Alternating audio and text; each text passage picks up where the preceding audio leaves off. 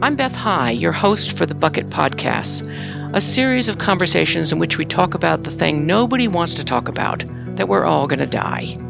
We can't prevent that, but what we can do is use that knowledge as a catalyst to quit that job, get out of that marriage, buy that friggin' boat, or just upgrade to that suite. Mortality is your friend, and nobody believes that more than today's guest, the founder of The Bucket, David Abend. Hi, David. Hi, Beth. Nice to be here. Well, I'm glad to be talking to you. And first off, what is The Bucket? Well, The Bucket is an online magazine, and our mission is to help people lead more fulfilling lives by acknowledging, even embracing their own mortality. So we have all sorts of articles, interviews, and features to help people do that. So who's your audience? Well, our audience is really anybody who could benefit from a different perspective on mortality. You know, the mortality is the elephant in the room. You know, nobody wants to talk about death and nobody thinks about death. And we feel that if you think about it and you think about how many years you have left, you'll make choices that you otherwise might not have made that could change your life. So the name, The Bucket, is interesting. Tell me your thinking about that name. Well, the bucket, everyone knows about bucket lists, you know, all the things you want to do before you die. And that phrase, of course, comes from the expression, kick the bucket, which basically means to die. I did a little research on this phrase at one point, and there's actually little agreement about where it originated. Some say that when you were getting hanged, you were standing on a bucket and someone kicked the bucket away. So that's one. Another theory says that the bucket is actually a beam or a yoke that was used to carry things. And those beams were what pigs hung from when they were slaughtered. So that's a nastier vision. But regardless of the derivation, you know, the bucket is just this association with things you got to do before you die. And that's where the name came from. Well, the way you describe it, though, it seems so much more positive. It's much more in line with, you know, how full is your bucket? Exactly. I mean, we want this to be about living. There's an irony here, or a paradox, that, you know, the bucket is about mortality, but it is really about living. And what we want to try to do is give people that perspective. Perspective, and it sounds like awareness of choice. Absolutely. It's, I think people tend to keep their heads down. There's a lot of reasons to keep your head down. There are a lot of people's lives have a lot of things going on. And, sometimes it's hard to pick your head up and look ahead and say, you know, there are all these things I want to do and I want to make sure I get them done before it's over. You know, I have this metaphor that I use, called the zoo metaphor, which is, let's say you're taking the family to the zoo and there are all these things you want to see. You want to see the great apes exhibit and you want to see the reptile exhibit and the big cats. So you have all these things that were on your list of things to do and everybody's excited. But you never look to see what time the zoo is going to close. And suddenly 2:00 comes and they say, we're closing the zoo. And you say, well, wait a second. I didn't get a chance to do the things I wanted to do. And everybody's unhappy. And for the most part, I think a lot of people live their lives that way. They're not checking to see what time the zoo is going to close. And they end up feeling like they were cheated. And, you know, mortality is sad and it's scary, but I think it can also be a motivator to see, you know, to think about how much time you have left and plan accordingly. You have this expression that intrigued me, mortality-based living. Is that what you mean by that? Yes. Mortality-based living is just another way to describe this, which is that you live with an awareness of your mortality, that you make decisions based on how long you're going to live. And it really isn't supposed to be every day thinking about it. It's really just something that we want people to have in the back of their minds, and just help them make choices. Like, will that be something that when I'm on my deathbed, will I regret not doing that? You know, you hear a lot of talk about deathbed regrets, where people regret things they did, regret things they didn't do.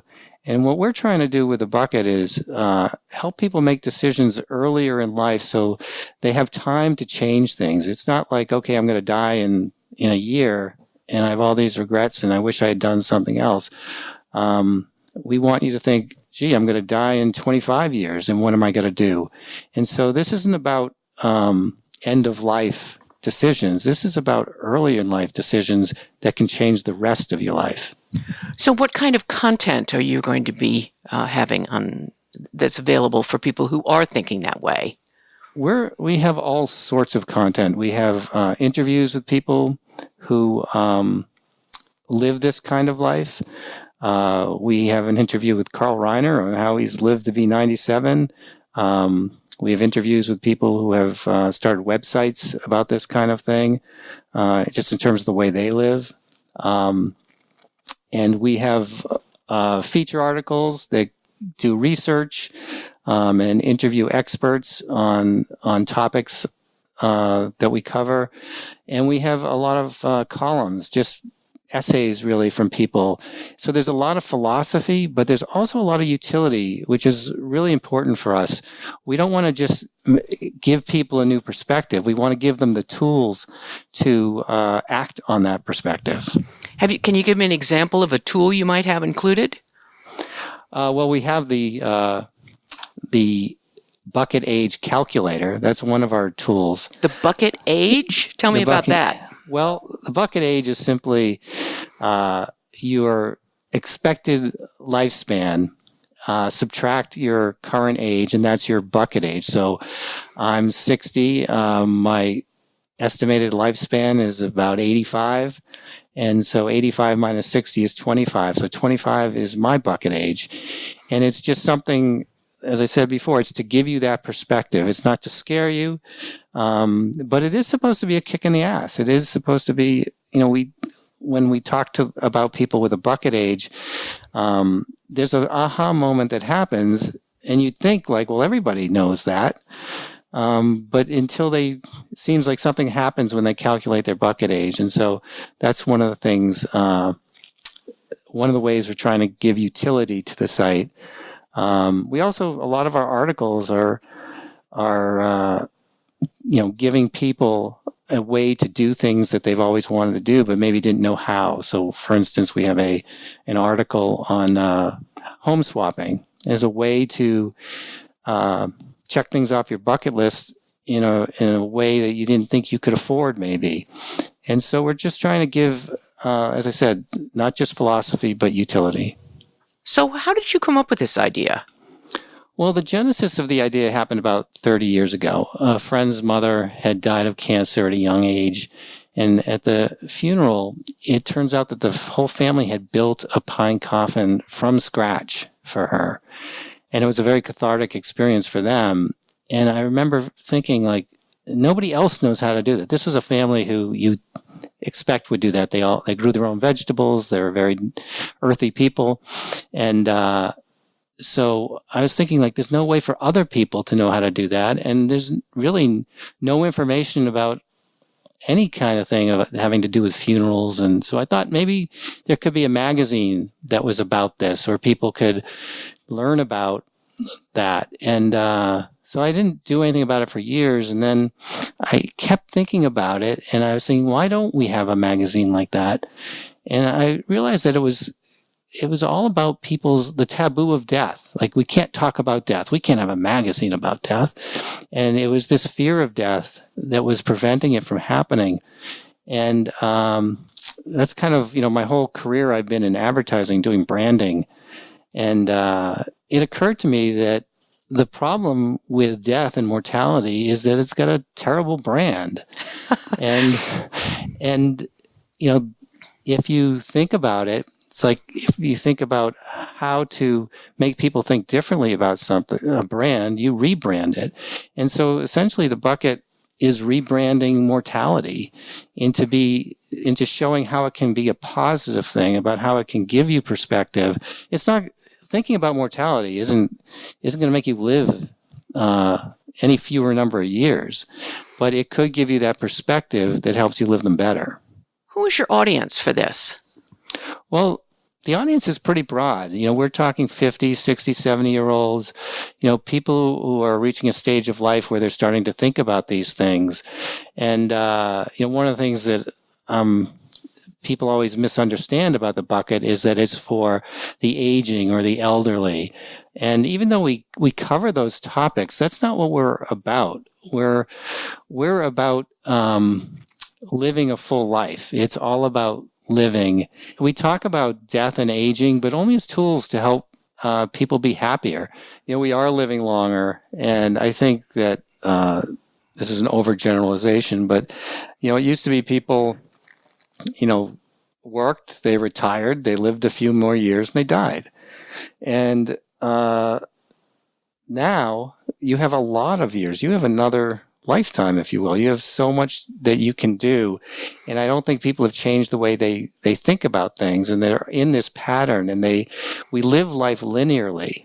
And, we think that we need to help people think about their lives as like, maybe I can take a bucket list trip when I'm 50 instead of waiting till I retire. One of the articles we have is about taking a bucket list trip that requires physical activity while you still can do that physical activity, and not waiting till you've retired and then you can't do it the way you wanted to do it. And so it's really important that we're giving people this perspective so that they can act on it because they do have a lot of years left. And not just the perspective, but as you said, including tools that are right there to sort of hang on to that thought and get with it and do a little exploring without losing the momentum. Absolutely.